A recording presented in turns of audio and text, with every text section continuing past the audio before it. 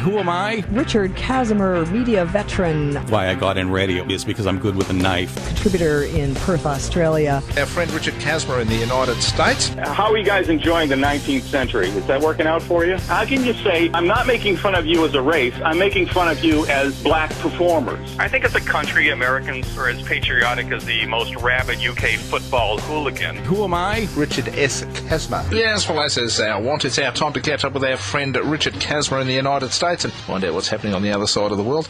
Morning, Richard. Good morning. How are you? Oh, we're doing extremely well. How do we find you? Well, let's see. We have oil leaking in the Gulf, Greece plaguing the stock market, floods in Nashville, political and sex scandals for the GOP and the Teabag Party, but all in all, pretty much business as usual. Beautiful. So everything's running normal. That's what we like to see. Now, my friend, let's talk about something that I suppose for some people, especially in the United States, is just about the only way they get a university or a college education, and that is via scholarships. What's the situation with scholarships these days? There are scholarships available from an athletic standpoint. There are athletic scholarships that are available now. These are for high school students, which is grades 9 through 12, or as I remember it, the best 6 years of my life. The athletic scholarships are as many as there are sports. The scholarship amounts range from the hundreds of dollars to thousands to a full ticket scholarship, which is a full tuition 4-year university scholarship. These are specific to universities. So if you get a 4-year scholarship to a university, you go to that specific university. You don't get a scholarship and then choose the university from that point on. Generally, they're available through philanthropic organizations, endowments,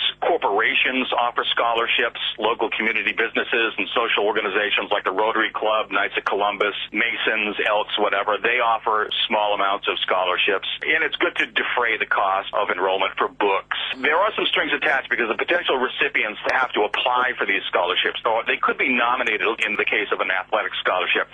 Their coach or the principal or their student advisor could recommend them. But generally, the kids themselves or the parents have to apply for these scholarships. So there is research involved in applying for them. Now, the top tier scholarships, the students are generally kids who excel not only in whatever particular sport that they're doing, but they maintain an all-A average. They're also the valedictorians. They're involved in music, arts, as well as sports. They're out there doing community service work. So these are the top kids that are going to excel pretty much no matter what. So it's rewarding good behavior and good academics in addition to sports. We often have the situation painted here, and certainly we see it in films where it's portrayed that somebody has gone to a university or a college on a sports scholarship because they show, as you talked about, fairly good aptitude for a particular sport. How important is their academic ability, or is it a case of if you've got somebody who really shows great potential in the sporting field, their academic ability, if you'll pardon the pun, almost becomes academic? There's a difference between someone who gets a scholarship because they excel in sports and they're academically inclined, as opposed to a college recruiter coming to a high school and seeing an outstanding athlete and then encouraging them or giving them some sort of special treatment. Okay, explain the difference, if you would. A scholarship is money given to a student who has excelled in their sport and academics in their high school. Those kids generally go on, if they get a full scholarship, an outstanding athlete and an outstanding student, those kids that go to school also major in something else other than sports. Few of them will use college as a springboard to professional athletics, although some of them do. These are the kids who have a great head on their shoulders and know that sports is but a fleeting moment in their life. So what these kids do is they'll major in business or arts or whatever. If they go into professional sports, you'll see them hanging on to their sports money a lot longer than most athletes do. But these are the kids who then go on as adults and do great things in the business world or the social service world, and they give back to the community. And there are other cases where a recruiter or a scout will go to high schools and look for outstanding players, whether it's in basketball or football or baseball, and go to that kid, and regardless of how the kid's doing in school, they'll say, look, we want you to come to our school. Here's what we can do for you and make it worth our while, because college is a business. College kids over here are not called students by the university. They are called clients, and the biggest thing is getting top athletes in these schools, because the better the school athletic program, the more championships these schools win, whether it's football or basketball or baseball. The more TV time they get in the championship games, the more people want to enroll in the school because of that. And we have seen for many years, and it continues today, where they will take a failing student out of it, let's say, for example, an inner city high school, and get this young African American to go to their college, or somebody who can throw a fastball from down south that is not doing well in school, get them to come to their college and boost their team, but the kid is just tanking as far as grades are concerned, and you'll see that the school will turn a blind eye, that the kid may not even show up for class, and they'll pass him without any test at all, and the kid will stay there for 4 years, barring any injuries, and boost the school's athletic program.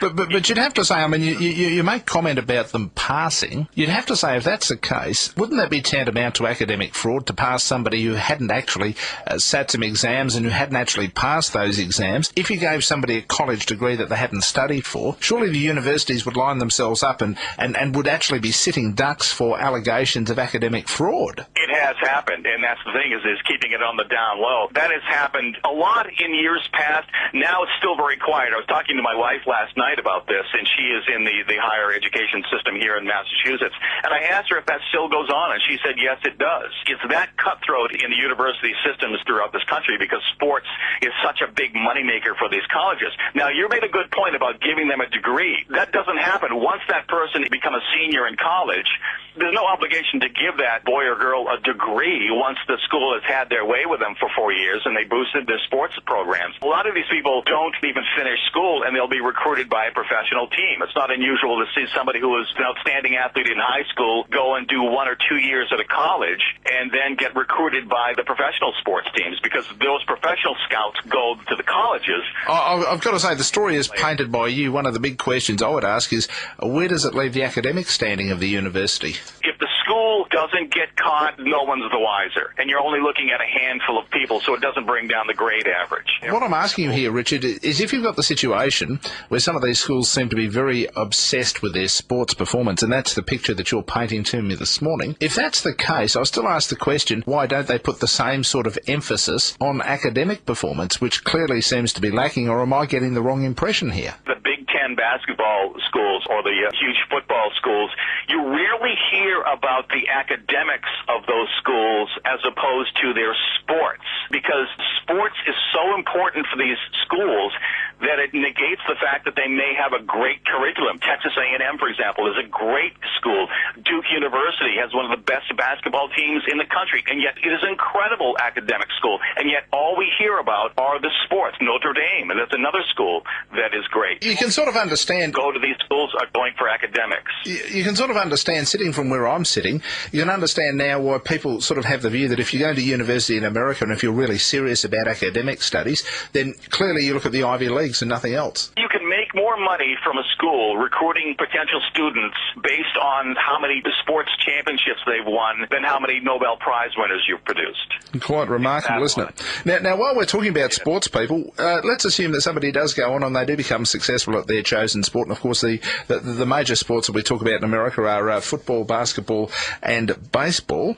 Firstly, what's the situation with how players are paid and also their endorsements, their ability to endorse certain products and what they get paid? Do they have things like we have here, such as salary caps? Yes, they do. That's something that's sort of relatively new. The New York Yankees was a classic example of that, where you had George Steinbrenner, the owner, who made his money in building ships, is that he could afford to buy any player no matter what the cost. You had all the best players on the New York Yankees, the best players money could buy. So Major League Baseball said, look, well, let's do a salary cap, and it followed suit in other sports. It was that no matter who was making the money, you could have one player that made 3 times as much as everybody else, but the total amount of all the money paid to the amount of team players could not exceed a certain amount, so that all the teams had to work within that parameter. The key to any athlete's salary and their supplemental endorsement income is solely based on a good agent.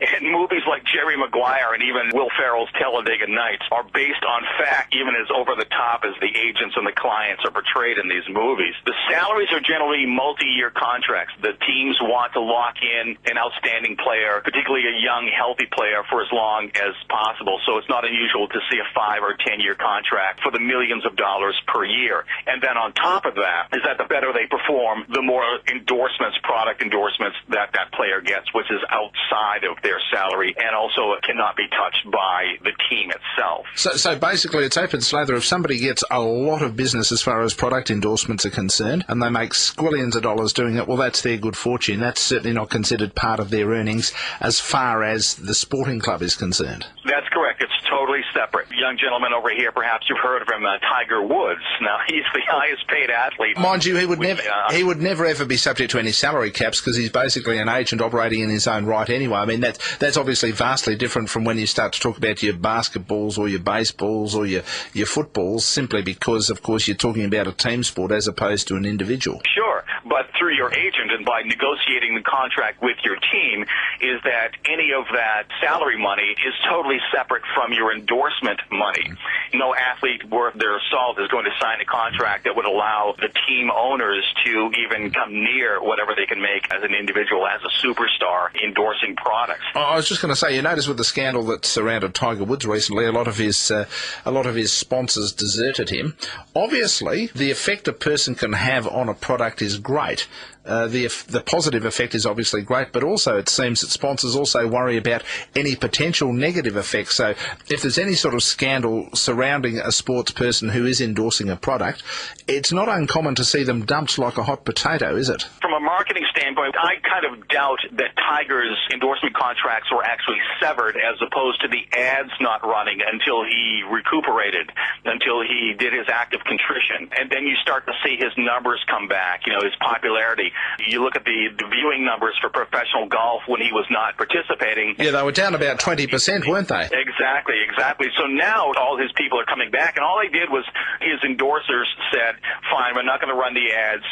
We'll just wait and see, and then everything is warm and fuzzy now that he's back. Everybody loves the Tiger. He was the first athlete to make $1 billion last year in prize money and endorsements. Actually, when you have a look at his figure, that figure, quite clearly the vast amounts of money, even though when you take out some of the top championships in golf, some of the bigger championships in golf, the prize purse is significant, especially for the first winner. It's actually small when compared to what he's making out of his endorsements. Tiger Incorporated is much bigger than Tiger the golfer. And it's not unusual for an athlete to double, triple in endorsement money what their yearly salary is from the sports team. That's where the money is. Yeah, and the point I'm making is when you start to get to those sports where the salary is capped, like in your baseballs, your basketballs and your footballs in the case of the United States, clearly the endorsements are even more valuable to those players than, say, to a Tiger Woods, who obviously can earn as much as he can win in terms of tournaments. If you are a player of a professional sport where your salary is part of a cap and therefore limited, your endorsements become all the more important, don't they? It's key to stay in great shape, stay out of trouble, do as much as you can with the community, and project a squeaky clean image. Peyton Manning was a National Football League player. He's a virtual Mr. Clean over here, and he doesn't make a lot of waves. The only time you really see him outside of the football field is doing commercials, and they're always for great products. He makes upward to about $17.5